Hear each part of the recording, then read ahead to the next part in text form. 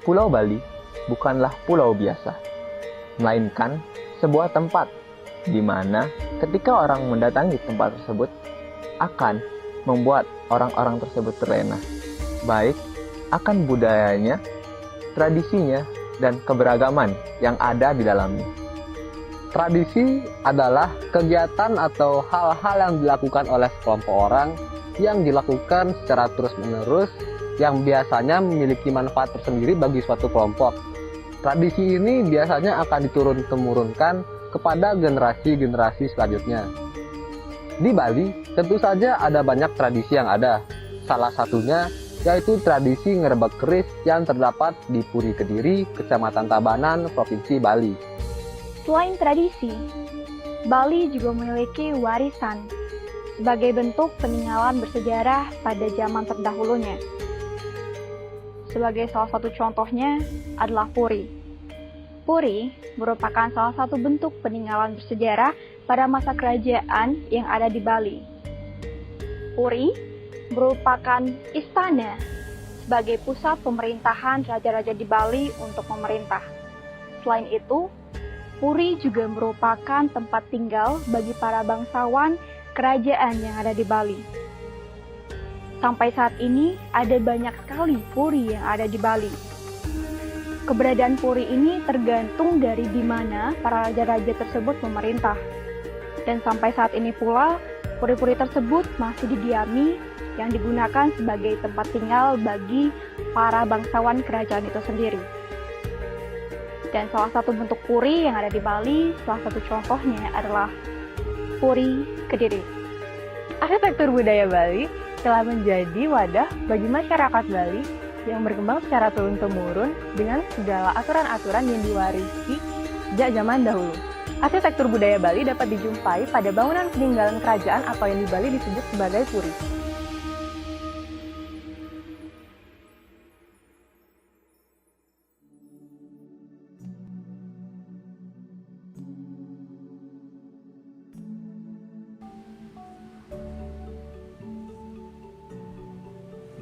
Puri Kediri berlokasi di Desa Kediri, Kecamatan Kediri, Kabupaten Tabanan, Bali.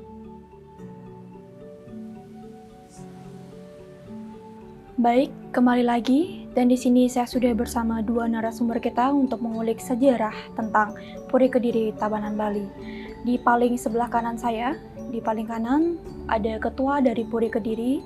Mungkin Bapak bisa memperkenalkan diri terlebih dahulu. Swastiastu. Saya Anak Agung Ragung Mahardika, Ketua Puri Kediri. Terima kasih. Baik, dan di sebelah kanan saya ini ada Atu sebagai penglingsir dari Puri Kediri. Mungkin Atu bisa memperkenalkan diri. Baik, nama saya Anak Agung Muranom Winyana. Baik, itu dia tadi dua narasumber kita. Nah, untuk mengawali topik kita pada kali ini, saya mungkin ingin menanyakan terlebih dahulu mengenai bagaimana sebenarnya sejarah dari Puri Kediri itu. Mungkin dari Bapak atau dari Atu yang menjawab, dipersilakan. Baik, terima kasih. Puri Kediri ini adalah salah satu puri di Kabupaten Tabanan yang merupakan generasi penerus dari Indo Batara Siro Narario Kencang. Beliau adalah raja pertama di Kerajaan Tabanan. Puri Kediri pada mulanya awalnya dibangun di era pemerintahan Raja ke-18, Raja di Puri Agung Singgasana Tabanan yang bernama Ki Gusti Ngurabung. Pada pemerintahan beliau menugaskan salah satu saudaranya untuk membangun puri di Desa Kekeran. Jadi dulu namanya ini adalah Desa Kekeran. Pembangunan puri saat itu terhenti karena terjadi peperangan di Kerajaan Tabanan, peperangan saudara, di mana dalam peperangan tersebut Raja ke-18 Ki Gusti Ngurabung wafat, sehingga pembangunan puri di Desa Kekeran sementara dihentikan. Dan pembangunan puri di Desa Kekaran ini terus dilanjutkan di era pemerintahan Raja ke-19, yaitu yang bernama Ki Gusti Ngurah Agung. Beliau adalah Raja ke-19 di Puri Agung Singgasana Tabanan, dan beliau bergelar Ido Cekodo Tabanan, Ido Cekodo Ratuning Tabanan. Jadi gelar beliau adalah Ido Cekodo Ratu Tabanan. Beliau adalah putra dari Ki Gusti Ngurah Nyoman Panji, berasal dari Puri Kaleran Tabanan. Jadi Ki Gusti Ngurah Nyoman Panji berputra 3. Yang pertama Ki Gusti Ngurah Agung dinobatkan sebagai Raja ke-19 di Puri Singgasana Tabanan. Terus adik beliau bernama Ki Gusti Ngurah Demung tetap tinggal di Puri Kaleran Tabanan yang bergelar sebagai Raja Pamade. Terus adik beliau yang paling kecil ditugaskan untuk membangun puri di Desa Kekaran ini. Pembangunan puri yang dilaksanakan oleh saudara beliau yang ketiga yang bernama Ki Gusti Ngurah Celuk, dilanjutkan pembangunannya sehingga selesai. Dan sejak itu, karena namanya Puri Kediri, desa pun berubah menjadi Desa Kediri, jadi Desa Kekaran. Demikian sejarah singkat mengenai keberadaan Puri Kediri. Puri Kediri memang tidak bisa lepas dari sejarahnya yang panjang. Puri Kediri merupakan suatu bukti keberadaan Raja Tabanan di Bali. Nilai-nilai sejarah inilah yang harus tetap dijaga agar Puri Kediri tidak dilupakan untuk masa mendatang. Baik, sejarahnya cukup panjang ya dari berdirinya Puri Kediri tersebut, dan Puri Kediri ini menjadi tonggak awal dari penamaan dari Desa Kediri itu sendiri. Baik, itu untuk sejarah dari Puri Kediri. Nah, saya sekarang ingin bertanya, mungkin dari Atu bisa menjelaskan tentang tatanan dari Puri Kediri ini. Baik, Puri Kediri terdiri dari beberapa mandala atau bagian puri. Jadi bagian puri yang paling luar disebut Bencingah Puri. Nah, di Bencingah Puri ini ada 2 bangunan, satu Bali Kukul dan satu Bali Bengong. Sebelum masuk Bencingah Puri ada pintu berbentuk candi bentang. Jadi fungsinya diyakini candi bentar itu adalah untuk menetralisir aura-aura negatif, sehingga orang-orang atau tamu yang mau ke Puri Kediri selalu berpikiran yang baik. Sedangkan Bali Kukul berfungsi pada saat dilaksanakan upacara adatnya di Puri Kediri. Jadi kukul itu dipukul ya, kentongan itu dipukul sebagai tanda bahwa di Puri Kediri dilaksanakan upacara adatnya. Sedangkan Bali Bengong zaman dulu dipergunakan oleh penguasa untuk memantau perkembangan masyarakat di sekitar Puri, juga untuk memantau kegiatan-kegiatan di pasar, karena di depan Puri dulu ada namanya pasar disebut Penduo, sekarang udah pindah ke utara. Jadi juga memantau kegiatan-kegiatan masyarakat pada saat itu. Di samping itu juga Balai Bengong berfungsi kalau terjadi atau ada pertunjukan rakyat, jadi warga Puri menonton dari sana, melihat pertunjukan rakyat. Nah, bagian kedua Puri dari Bencingah akan menuju ke bagian yang kedua, yaitu yang disebut Bali Kembar.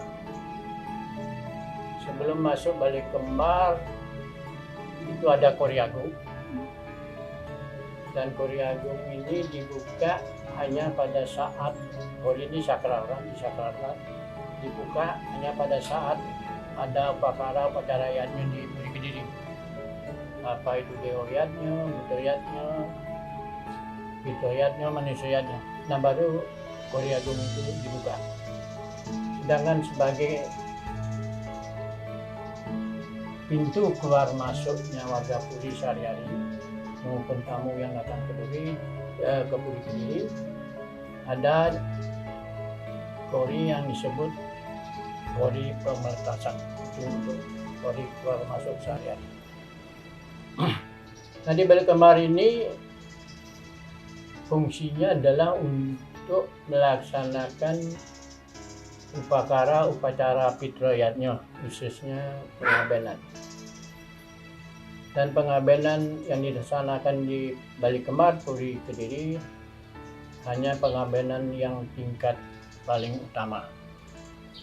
Sedangkan pengabenan yang tingkat biasa dilaksanakan di masing-masing sarang. Jadi demikian tatanan Puri Kediri. Sehingga dapat disimpulkan bahwa tatanan Puri Kediri ini memiliki kaitan erat dengan kehidupan masyarakatnya baik pada zaman dahulu maupun masa sekarang dengan segala filosofis dari tiap bangunannya. Sangat menarik sekali bahwa sebetulnya Puri Kediri itu dibangun tidak hanya bangunnya saja ya, tapi ada filosofisnya sendiri di masing-masing bangunan itu, ada fungsinya tersendiri di masing-masingnya itu. Baik, mungkin itu tentang tatanan Puri dan warga sekitar Purinya. Selanjutnya mungkin Atu bisa menjelaskan mungkin yaitu tentang warisan yang ditinggalkan dari raja-raja dari Puri Kediri ini. Iya, mengenai warisan yang jelas bahwa warisan itu Puri Kediri sendiri kan. Puri Kediri sendiri dan bangunan-bangunan yang sampai saat ini masih kuno gitu, belum ada perubahan atau perbaikan, itu ada seperti Penyanggar itu masih kuno, Puri Agung itu juga masih kuno, juga ada Balai Muda Mane ya, Balai Muda Mane dan lain sebagainya. Dan pembangunan di Puri juga berkembang terus, jadi mengikuti juga perkembangan. Kalau dari warisan seperti itu Betul. Jadi selain bangunan fisik, juga ada warisan-warisan berupa pusaka-pusaka, yaitu yang disebut pusaka pejenengan. Pusaka pejenengan di Puri Kediri ini bernama Ki Baru Alis. Pusaka pejenengan ini diapit oleh 4 pengapit pusaka. Satu berbentuk tombak yang bernama Ki Sandang Lawit, 3 pengapit berbentuk keris, satu bernama keris Majapahit, satu lagi bernama Ki Tedung Jagat, dan satu lagi bernama Ki Tangkap Langit. Di samping pusaka pejenengan, di Puri Kediri juga diistanakan satu pusaka yang sangat disucikan dan sangat disakralkan oleh umat Hindu, khususnya di Kecamatan Kediri, yaitu pusaka pemberian dari Widodang yang Widendra yang bernama keris pusaka Ki Baru Gajah.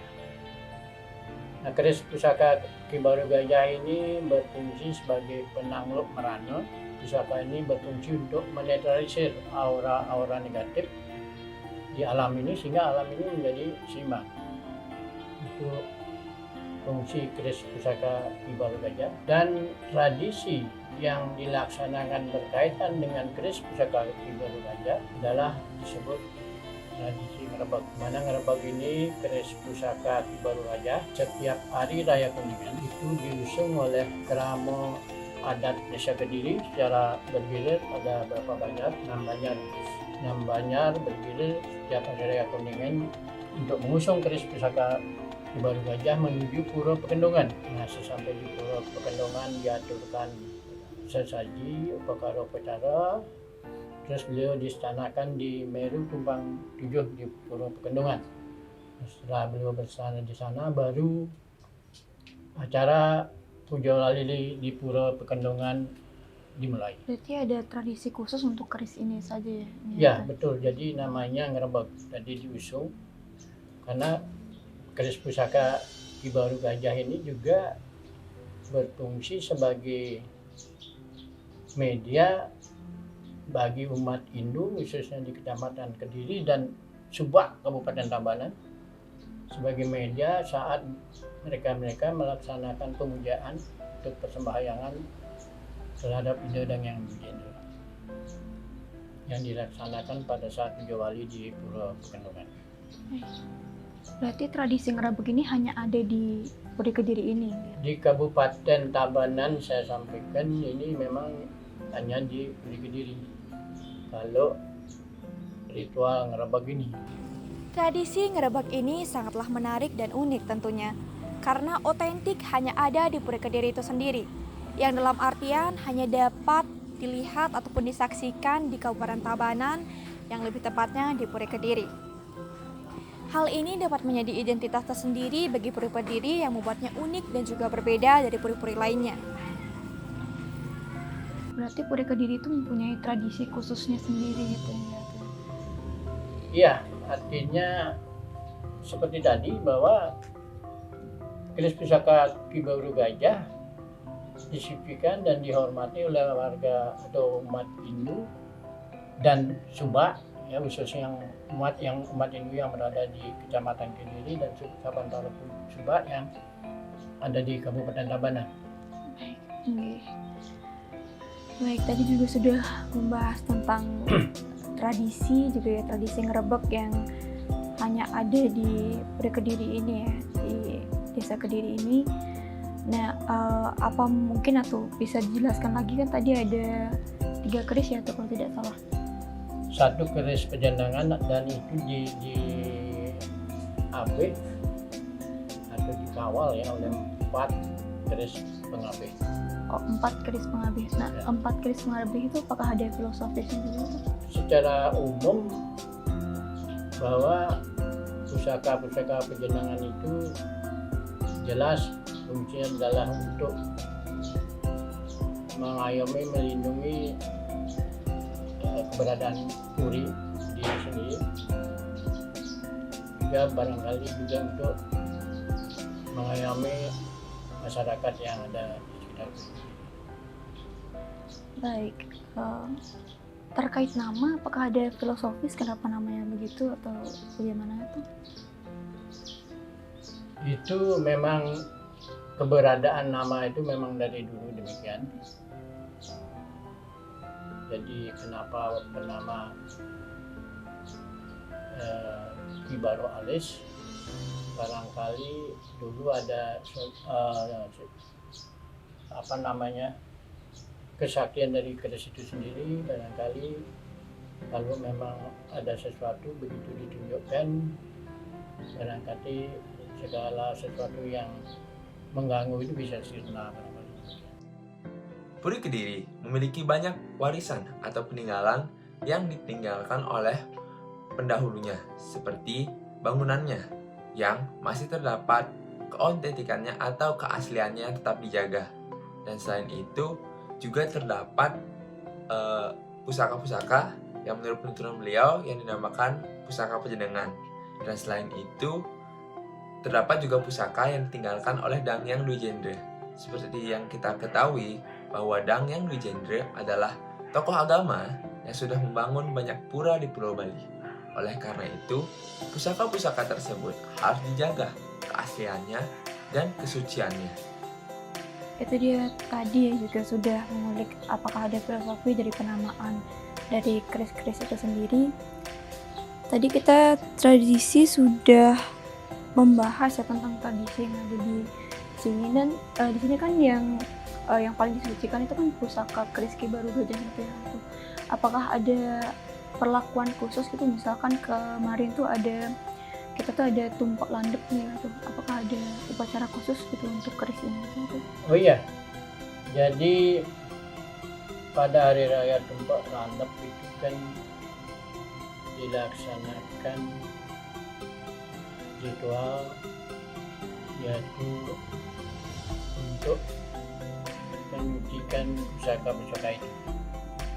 Jadi biar pusaka-pusaka itu tetap berkuah, tetap sakral, jadi Anda dilaksanakan pada saat hari Tumpuk Landep.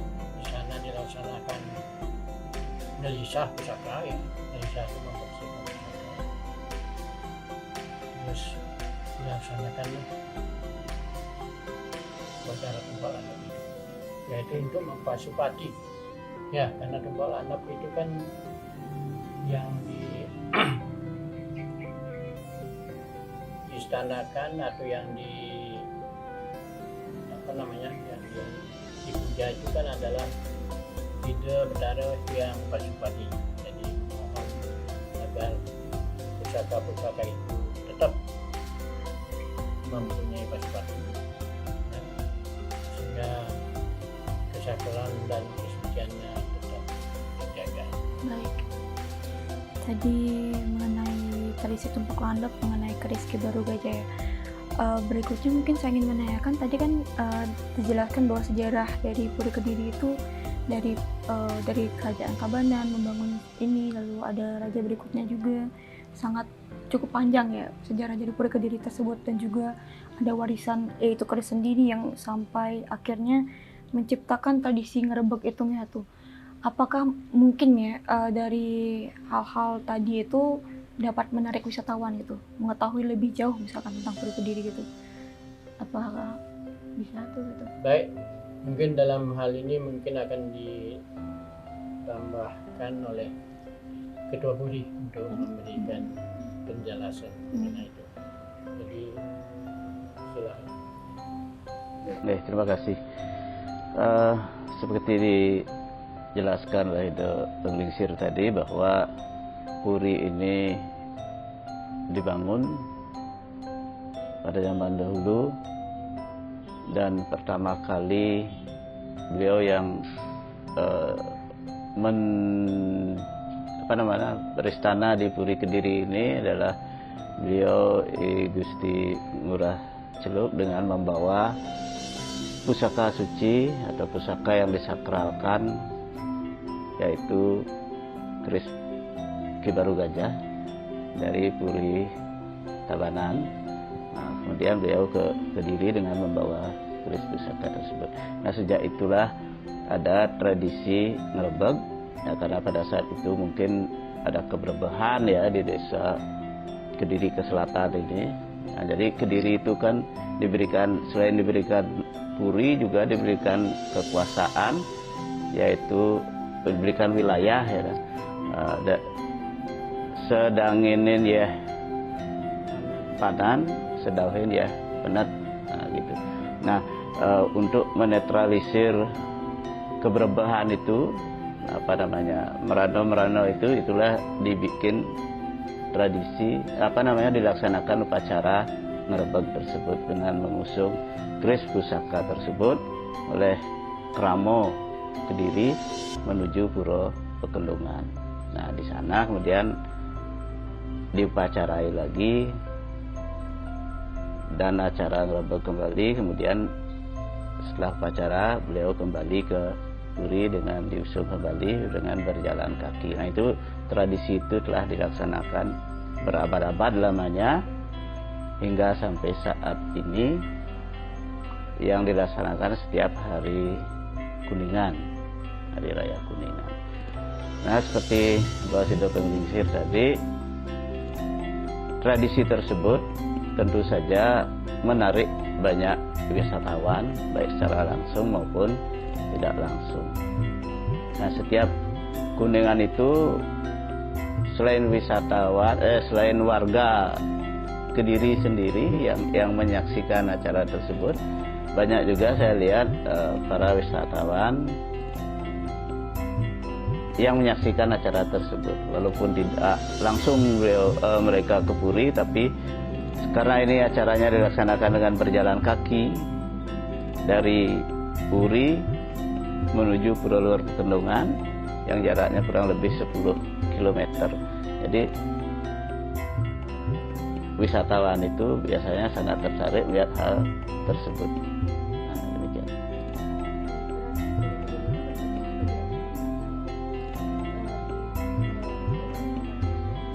Ya,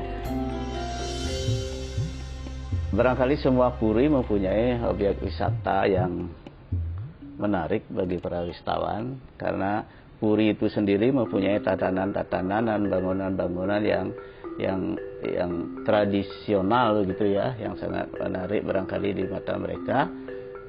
Bangunan-bangunan lama, bangunan-bangunan kuno, tapi yang tetap masih dilestarikan walaupun ada yang sudah diperbaiki, direnovasi dan sebagainya. Itu sangat menarik bagi wisatawan. Namun di puri ini kita belum mengelolanya secara profesional untuk menarik wisatawan yang puri itu sebagai puri wisata gitu, objek wisata. Kita belum di Kediri untuk mengelola hal seperti tersebut. Nah, tapi dalam kesehariannya ada saja wisatawan-wisatawan baik yang lokal maupun yang mancanegara yang biasanya lewat menuju Tanah Lot atau datang dari Tanah Lot. Mereka berhenti melihat bangunan di sini, kemudian mereka minta izin untuk melihat-lihat puri begitu. Tapi itu belum kita kelola menjadi wisata puri. Ya. Baik, terima kasih. Barangkali saya bisa tambahkan sedikit. Seperti tadi, memang Puri Kediri kalau kita berbicara masalah wisata puri belum kita kelola dengan detail. Tapi